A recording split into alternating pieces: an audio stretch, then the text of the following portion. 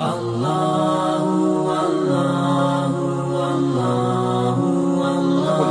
রাসূল সাল্লাল্লাহু আলাইহি ওয়াসাল্লাম বলেছেন, লা তাকুমুস সাআ হাত্তা ইয়াতাতাওয়ালা ফিল বুনিয়ান। বুখারী শরীফ 7121 নম্বর হাদিসের মধ্যে এসেছে।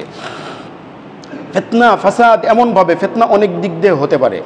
ফিতনা হবে কুফর শিরিকের দিক দিয়ে, ফিতনা হবে সম্পদের বিবেচনায় ফিতনা হবে, আবার কখনো মারামারির কারণে ফিতনা হবে, আবার কখনো মানুষ শিক্ষা দীক্ষা ইলম বিচ্যুত হয়ে যাবে, এটাও একটা কি ফিতনা। আবার কখনো নিম্ন শ্রেণীর মানুষ উপরে উঠে যাবে, এটাও একটা ফিতনা।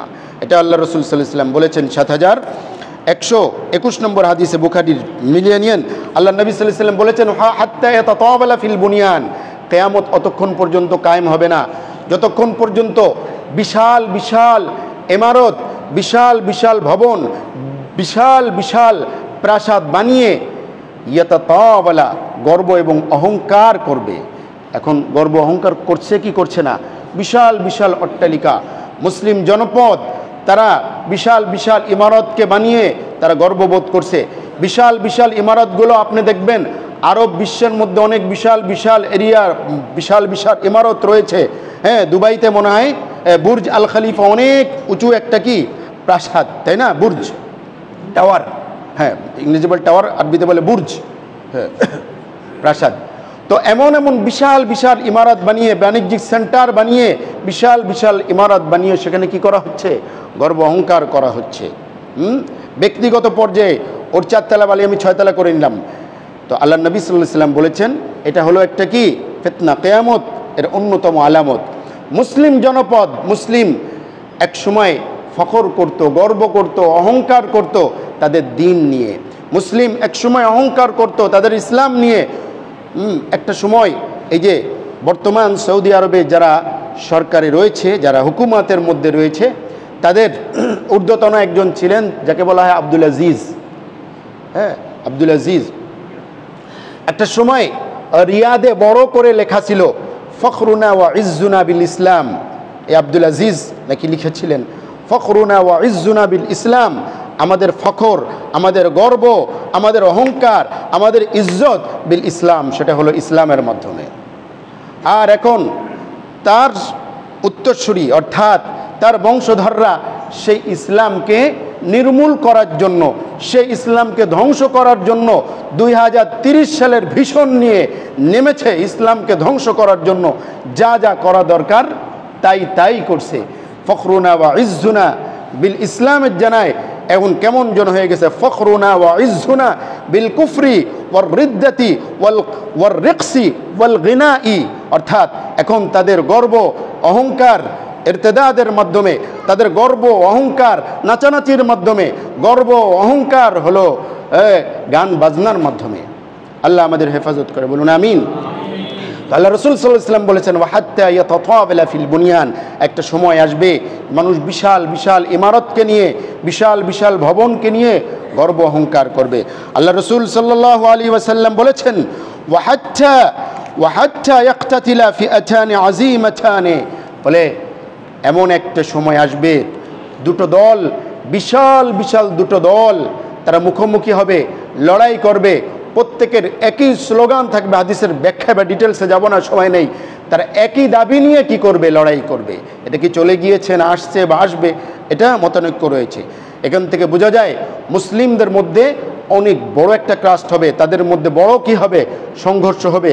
আজকে আপনি দেখুন, খেয়াল করে দেখুন, কোরআনুল কারীমের মধ্যে আল্লাহ বলেছেন তাহসাবুহুম জামিআও ওয়া কুলুবুহুম শাত্তা। আল্লাহ রাব্বুল ইজ্জত ওয়াল জালাল বলেছেন, অমুসলিমদের ব্যাপারে বলেছেন তাদেরকে দেখতে এক মনে হলেও তাদের অন্তর আলাদা আলাদা। এই বিষয়টা এখন ইসলাম বা মুসলমানদের দিকে ফিরে এসেছে। মুসলমানদের এত বিশাল বহর 170-80 কোটি, তাই না? 170 থেকে 80 কোটি মুসলিম। তাহসাবুহুম জামিআন, দেখতে 180 কোটি মনে হলেও ওয়া কুলুবুহুম শাত্তা, কারোর সাথে কারো মিল নেই, কারো অন্তরের সাথে কারো অন্তরের মিল নেই। এমনকি আরে দুটো জামায়াত তো দূরে থাকুক, একই পরিবারের মধ্যে দুজন সদস্যের মধ্যেও মিল নাই। কথা ঠিক না? ঠিক। প্রিয় হাজরিন, তো কিয়ামতের পূর্বে আল্লাহ নবী সাল্লাল্লাহু আলাইহি ওয়াসাল্লাম বলেছেন, হাত্তা তাকতাতিলা ফিআতানি আযীমাতানি, বড় দুটো দল তোমাদের মধ্যে কি হবে, লড়াই হবে, দাওয়াহুমা ওয়াহিদাতুন। আল্লাহ নবী সাল্লাল্লাহু আলাইহি ওয়াসাল্লাম বলেছেন, মিলিয়ে নেন, ওয়া হাত্তা ইউবআসা দাজ্জালুনা কাযাবুনা করিবুম মিন সালাসিন কুল্লুহুম ইয়াজআমু আন্নাহু রাসূলুল্লাহ। বলেন দাজ্জালদের আবির্ভাব হবে। দাজ্জাল মানে ঠক, প্রতারক, মিথ্যাবাদীদেরকে কি বলা হয়, দাজ্জাল। বড় দাজ্জাল আসার আগে ছোট ছোট অনেকগুলো দাজ্জাল আসবে।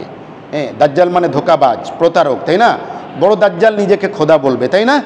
কি বলবে? নিজেকে খোদা বলবে, সৃষ্টিকর্তা বলবে, অথচ এটা মিথ্যা। বলে এই দাজ্জালুনা, বড় দাজ্জাল আসার আগে দাজ্জালুনা কাযাবুনা, অনেক বড় বড় ভণ্ড মিথ্যুক, যারা ইসলামের নামে অনেক বড় বড় ভণ্ডামি করবে এবং কি বলবে, আন্নাহু করিবুম মিন সালাসিন, আল্লাহ রাসূল সাল্লাল্লাহু আলাইহি ওয়াসাল্লাম বলেছেন কাছাকাছি 30 জন, ইয়াকুলুনা আন্নাহু রাসূলুল্লাহ, তারা বলবে আন্নাহু রাসূলুল্লাহ, প্রত্যেকেই বলবে আমি আল্লাহর রসুল। কি বলবে? আল্লাহর রসুল। হ্যাঁ, আবার অনেকে তো রসুল বলে, আবার অনেকে বলে রসুলের সেনাপতি মাহাদি, তাই না? এই অনেক রসুল যেমন এসেছে তারা লাঞ্ছিত হয়েছে, অনেক মাহাদি এসে তারাও কি হয়েছে, লাঞ্ছিত হয়েছে। দেখবেন আজকে এই বিবিসিতে একটা করেছে, প্রতিবেদন চেপেছে, অনলাইনে দেখে নিন। 1979 সালে বাইতুল্লাহকে কি করা হয়েছিল, অ্যাটাক করা হয়েছিল। বাইতুল্লাহকে 4 দিক থেকে ঘিরে ভিতরে ঢুকেছিল। তারা বলেছিল, নিজেদেরকে কি বলেছিল, মাহাদির দাবি করেছিল, মাহাদির অনুসারী। কিন্তু সেই সকল মাহাদি এবং তাদের মাহাদির অনুসারীরা সেখানে তাদেরকে কি করে কিচ্ছা খতম করে দেওয়া হয়েছিল। বাইতুল্লাহর সমস্ত গেটগুলোকে কি তারা আটকে দিয়ে বাইতুল্লাহকে দখল করার চেষ্টা করেছিল, তাই না? তো এমনভাবে মাহাদির অনুসারী নিজেকে নবী দাবি করবে, মাহাদির অনুসারী। আরে মাহাদি বা মাহাদির অনুসারী তো বাংলাদেশেও পাওয়া যায়। গত কয়েক বছর আগে এক মাহাদিকে খুঁজে পাওয়া গিয়েছিল, এরপরে কিছুদিন পরে নাকি সে মৃত অবস্থায় পাওয়া গিয়েছে। প্রিয় হাজিরিন, এগুলো অনেক সময় এজেন্টরা করে থাকে, বিভিন্ন চররা করে থাকে এবং পরিকল্পিতভাবে এদেরকে মেরে দেওয়া হয় এবং মেরে দেওয়ার পরে একটা নাটক সাজানো হয়, যে নাটকটা হলো জঙ্গি নাটক। কারণ এটা মুসলিম বিশ্বকে তটস্থ রাখার জন্য, ইসলাম মুসলিমের অনুসারীরা যেন কম হয় এটার জন্য। আপনাদের মনে আছে কি না, আজ থেকে কয়েক বছর আগে এই মানে পেপার পত্রিকায় বিজ্ঞাপন দেওয়া হতো, জঙ্গি চিনবেন কিভাবে। জঙ্গি চিনার অন্যতম একটা আলামত দিয়েছিল, টাকনুর উপরে তারা কাপড় পরে। দুঃখজনক, সেম লজ্জা। আল্লাহ রসুল সাল্লাল্লাহু আলাইহি ওয়াসাল্লাম যেখানে বলেছেন, আল্লাহ নবী সাল্লাল্লাহু আলাইহি ওয়াসাল্লাম বলেছেন, যে ব্যক্তি টাকনুর নিচে কাপড় পরে হাসরাতে যায় অহংকার বশত, আল্লাহ রব্বুল ইজ্জত ওয়াল জালাল কিয়ামতের দিকে তার দিকে তাকাবেন না, কত বড় গুনাহ। আর এখানে আমার মনে আছে এখনো বড় বড় সেই ইয়েগুলা বিজ্ঞাপনে দিত। জঙ্গি চিনার উপায় কি? জঙ্গি চিনার অন্যতম উপায় হলো টাকনুর উপরে দেখবেন এরা কাপড় পরে, মনে আছে? তো এটা দুঃখজনক। প্রিয় হাজিরিন, আসুন, তো আল্লাহ নবী সাল্লাল্লাহু আলাইহি ওয়াসাল্লাম বলেছেন এমন একটা সময় আসবে যখন মানুষ ভণ্ড, মিথ্যুক, প্রতারকদের সংখ্যা বেড়ে যাবে, যারা নিজেদেরকে নবী বলবে, কেউ মাহদি বলবে। ওয়া হাত্তা ইউকবাদা আল ইলমু, এবং হাত্তা ইউকবাদা আল ইলমু, এলেম উঠে যাবে। কি উঠে যাবে? এলেম উঠে যাবে। বলবেন আমরা তো এলেম বা শিক্ষা দীক্ষা শিখছি। ভাই, শিক্ষা দীক্ষা শিখছে অনেক বলবেন, এবং এমনকি আমাদের রিসার্চ বেড়ে গিয়েছে, কোরআন সুন্নাহ রিসার্চও বেড়ে গেছে, কথা ঠিক না? প্রিয় হাজরিন, রিসার্চ বেড়ে যাওয়া, গবেষণা বেড়ে যাওয়া এক জিনিস, আর আমল ওয়ালা হওয়া আর এক জিনিস। এমনও আছে যে কোরআন হাদিস জাননেওয়ালা একজন আমার মতো মৌলবী 100 জন তার মুখের সামনে মুখ করতে পারবে না, সামনে দাঁড়াতে পারবে না, অথচ ওই লোকটা এত বড় জ্ঞানী, এত বড় পণ্ডিত, সে আসলে ইসলাম বা মুসলমানের কেউ না। এর অনেক হিস্টোরি আছে, এগুলো আমি যাচ্ছি না। তো কোরআনে কারিমের আমি বলেছি, এর আগেও বলেছে, কোরআনের হাদিসের যে ইন্ডেক্স তৈরি করেছিল প্রথম এজে সিংহ, তাদের ওরিয়েন্টালিস্টদের বিশাল বড় একটা গ্রুপ, তারা কোরআনে কারিম হাদিসের লুগাত বা ডিকশনারি তৈরি করেছিল, সব হাদিসের লুগাত তৈরি করেছিল। তারা কিন্তু কেউ কি না মুসলমান না, তারা কেউ কিন্তু কি না মুসলমানরা। তো আল্লাহ নবী সাল্লাল্লাহু আলাইহি ওয়াসাল্লাম বলেন, ইলম বলতে যেটা বোঝায় সেটা উঠে যাবে। জানা মানুষের সংখ্যা বেড়ে গেলেও এলেম কিন্তু কি হবে? উঠে যাবে। প্রিয় হাজিরিন, আল্লাহ রসুল সাল্লাল্লাহু আলাইহি ওয়াসাল্লাম বলেছেন ইয়াতাকারাবুজ জামানু, জামানা কাছাকাছি হয়ে যাবে, সময় কাছাকাছি হবে, সময় দ্রুত চলে যাবে, সময় কাছাকাছি হচ্ছে, দ্রুত চলে যাচ্ছে। অল্প সময় আমরা কত কাজ করে ফেলতেছি, এটাও কিন্তু ইয়াতাকারাবুজ জামান, জামানা বা সময় অল্প হওয়া, কাছাকাছি হয়ে যাওয়া। মনে হচ্ছে এক সপ্তাহ ঘুরতে ঘুরতে এক সপ্তাহ হয়ে যাচ্ছে, মাস বছর চলে যাচ্ছে, মাস বছর চলে যাচ্ছে, কোনো বরকতই পাওয়া যাচ্ছে না। হ্যাঁ, দুনিয়ার কাজের বরকত বেড়ে গিয়েছে। বরকত বলতে বোঝাচ্ছে হলো দুনিয়ার আগে যেটা আপনি করতেন 5-6 মাস ধরে, এখন সেটা করা যায় কি এই 1 মাসের কমে সেটা করা যায়, এটা দুনিয়াবি হাইসিয়াতে। কিন্তু আপনি দিনের দিকে খেয়াল করে দেখুন, দিনের দিকে খেয়াল করে দেখুন, এই যে বিশেষ করে এখন একটা উদাহরণ দিই, মোবাইল ফোন, তাই না, অ্যান্ড্রয়েড ফোন। এই অ্যান্ড্রয়েড ফোন মানুষের সময় কিভাবে খেয়ে নিয়েছে দেখুন, কিভাবে নষ্ট করেছে।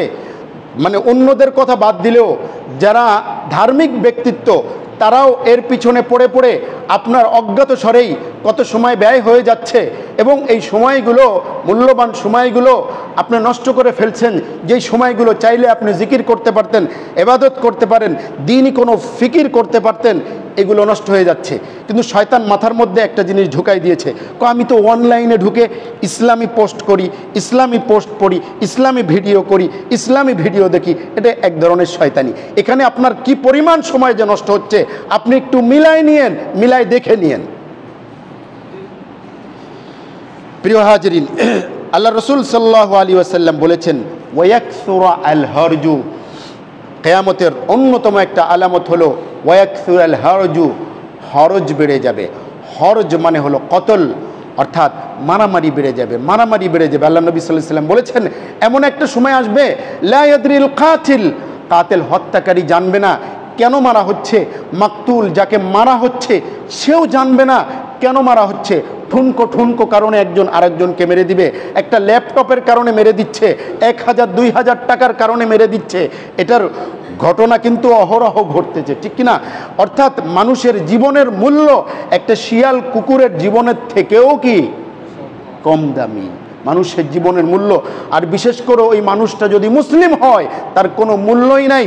আপনি দেখবেন সমাজের মধ্যে কুকুর সচেতনতার মানুষ অনেক এসেছে, প্রাণী সচেতনতার মানুষ এসেছে। আপনি একটা কুকুর এখানে মেরে দেন, দেখেন প্রাণীবিদরা জমা হয়ে যাবে, আপনার নামে মামলা হবে। কিন্তু হাজার হাজার লাখ লাখ মুসলমানরা যেখানে সেখানে মারা যাচ্ছে, তাদের রক্তের কোনো মূল্য নাই। আল্লাহ রসুল সাল্লাল্লাহু আলাইহি ওয়াসাল্লাম বলেছেন হাত্তা ইয়াকসুরাল হারজু, হরজ বা মারামারি অনেক বেশি বেড়ে যাবে। হচ্ছে কি হচ্ছে না? হাত্তা ইয়াকসুরা ফীকুম আল মাল, এমন একটা সময় আসবে রাসূলুল্লাহ সাল্লাল্লাহু আলাইহি ওয়াসাল্লাম বলেছেন হাত্তা ইয়াকসুরা ফীকুম আল মালু, একটা সময় আসবে তোমাদের মধ্যে ধন সম্পদের পরিমাণ বেড়ে যাবে, ধন সম্পদের পরিমাণ বেড়ে যাবে। এমন একটা পর্যায়ে এসে যাবে সাদকা নেওয়ার মতো কেউ থাকবে না। দেখুন, হাজারো বাধা সত্ত্বেও মানুষ ধন সম্পদের বিবেচনায় কিন্তু এগিয়ে যাচ্ছে। একটা সময় খেয়াল করে দেখুন, একটা সময় মানে অর্থ সম্পদ মানে সবার হাতে ছিল না। এখন আপনি গ্রামে মফস্বলে গিয়েও দেখুন মানুষের হাতে কিন্তু কি আছে, টাকা পয়সা আছে। হ্যাঁ, আপনি একটা জায়গা বিক্রি করবেন, একটা ঘোষণা দেন, যদি ওই জায়গাটা যদি প্লেস মতো হয়, আপনি দেখবেন যে মানে জায়গাটা ভালো সেন্টার মতো হতে হবে, দেখবেন যে কত মানুষ জমা হয়ে যায় কেনার জন্য। এমনি বলবে না টাকা নেই, পয়সা নেই, কিছু নেই। মানুষ কেউ কাউকে টাকা দিতে চায় না। একটা সময় কর্জে হাসানা দিত, এখন মানুষ কর্জে হাসানা দেয়ও না, নানা কারণে দেয় না। অর্থাৎ যে দেয়, যদি কর্জে হাসানা দেয়, হে চিন্তা করে কে হে বেটারে কর্জে হাসানা দিব, হয়তো মাইটাই দিব গা। কর্জে হাসানা না দিয়ে টাকা সুদি লাগাই দেয়, তাই না? 2 ডবল 3 ডবল 4 ডবল সুদ, সুদের উপর সুদ চলতে আছে কি নাই? আল্লাহ রসুল সাল্লাল্লাহু আলাইহি ওয়াসাল্লাম বলেছেন এভাবে মানুষ সম্পদের পাহাড় গড়ে বসবে। হ্যাঁ, বৈধ পন্থায় থেকে অবৈধ পন্থায় হাত্তা ইয়াকসুরা ফীকুম আল মাল, মালের প্রাচুর্য বেড়ে যাবে। আল্লাহ রসুল সাল্লাল্লাহু আলাইহি ওয়াসাল্লাম বলেছেন একটা সময় গিয়ে সাদকা নেওয়ার মতো লোকজন থাকবে না। দেখুন, আমি অনেকবার করে মজা করে বলেছি, এই রাস্তায় যেই সমস্ত ভিক্ষুকরা ভিক্ষা করে, কিছু মানুষ তো আসলে হাজাতমান, তাদের প্রয়োজন রয়েছে, কিন্তু প্রফেশনাল ভিক্ষুক আছে নাকি নাই? এই প্রফেশনাল ভিক্ষুকদের ব্যাপারে আমি অনেকবার আপনাদেরকে বলেছি, প্রফেশনাল ভিক্ষুকদেরকে আপনি ভিক্ষা দেন, 10 টাকা 15 টাকা 20 টাকা যা দেবেন দেন, সেটা আপনার ইচ্ছা অনিচ্ছা, যেটা আপনার ইচ্ছা। কিন্তু আপনি জাকাত দেওয়ার আগে অবশ্যই 10 বার ভেবে দেখবেন যে আপনি তাকে জাকাত দিবেন কি দিবেন না। অনেক প্রফেশনাল ভিক্ষুক রয়েছে যাদের ব্যাপারে কম বেশি আমরা জানি, এই ভিক্ষুকদের উপরে জাকাত ফরজ হয়ে রয়েছে। তাহলে যেই ব্যক্তির উপরে জাকাত ফরজ, সে কি জাকাত নিতে পারে নাকি?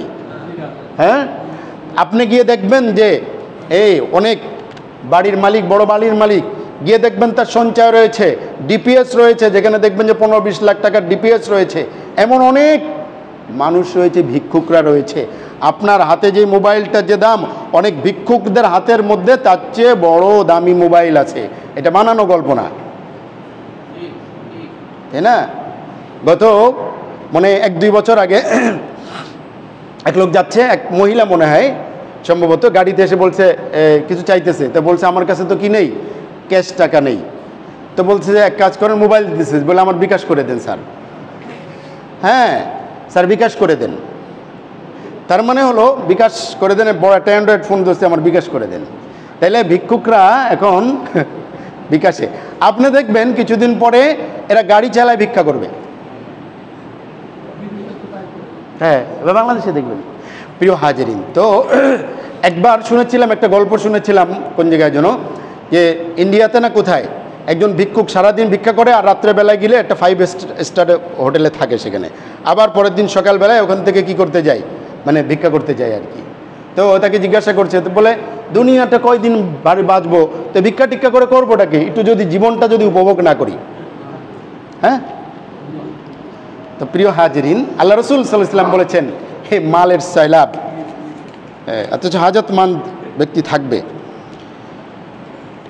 লাস্টের পয়েন্টটা শেষ করে দিই যেতে যেতে, ওয়াহাত্তা ইয়ামুররার রাজুলু বিকবরির রাজুলি ফায়াকুলু ইয়া লাইতানি মাকানা।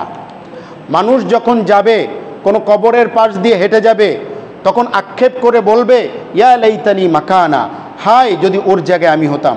মানে মানুষের জীবনের প্রতি এত বিতৃষ্ণা হয়ে যাবে, মানুষ অর্থ সম্পদ সব কিছু থাকা সত্ত্বেও মানুষ জীবনের উপরে এত বিতৃষ্ণ হয়ে যাবে, মরার জন্য অস্থির হয়ে যায়, বলবে ওর জায়গায় যদি আমি থাকতাম।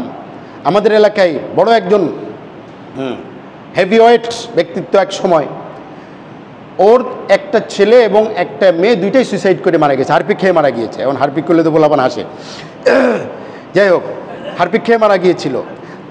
বড় নেতা, তার টাকা পয়সার অভাব নেই, কিচ্ছু নেই, কিন্তু তার ছেলে মেয়ে দুজন মানে সুইসাইড করছে হতাশার কারণে। মানুষের মধ্যে এই পরিমাণ হতাশা কাজ করবে, সব কিছু থাকা সত্ত্বেও মানুষ মরে যাওয়াটাকেই কি করবে, পছন্দ করবে। দুনিয়ার যার সব কিছু আছে, হাতের নাগালে সব কিছু আছে, এখন তো আর কিছু নাই, এখন মরে যাওয়া ছাড়া আর কি পথ আছে। আল্লাহ নবী সাল্লাল্লাহু আলাইহি ওয়াসাল্লাম বলেছেন, এমন একটা সময় আসবে যেই সময়টা মানুষ কবরের কাছে গিয়ে বলবে, আহ যদি আমি মরে যেতাম, কবরওয়ালার যদি কাছে আমার ঠিকানা হয়ে যেত। অর্থাৎ মানুষ জীবনের প্রতি বিরক্ত হয়ে যাবে। এই বিরক্ত হওয়া কিছু অর্থ কষ্টের কারণে না, না, মানুষের মধ্যে তখন প্রচুর পরিমাণে প্রাচুর্য আসবে। প্রিয় হাজিরিন, তো আজকে কিছু ফিতনা নিয়ে আলোচনা করলাম, সবগুলো আলোচনা করে একটা হাদিস থেকে আলোচনা করলাম, এবং এখান থেকে যে শিক্ষা আমরা পেলাম, আল্লাহ যেন আমাদেরকে যাবতীয় ফিতনা ফাসাদ যেগুলোর কথা বলা হয়েছে, আল্লাহ যেন ফিতনা ফাসাদের বিপদ, আল্লাহ যেন এই সকল বিপদ থেকে আমাদেরকে রক্ষা করেন। আল্লাহ যেন মুসলিম জাহানকে হেফাজত করেন। কালচারের নামে, সংস্কৃতির নামে অপসংস্কৃতি বা ইসলামের সাথে সাংঘর্ষিক বিষয়কে, ইসলামের সমূলে বিনাশকারী জিনিস থেকে যেন আল্লাহ আমাদেরকে হেফাজত করেন। আল্লাহ যেন বিশেষ করে হারামাইন শরীফাইনকে হেফাজত করেন। সবাই বলুন আমিন।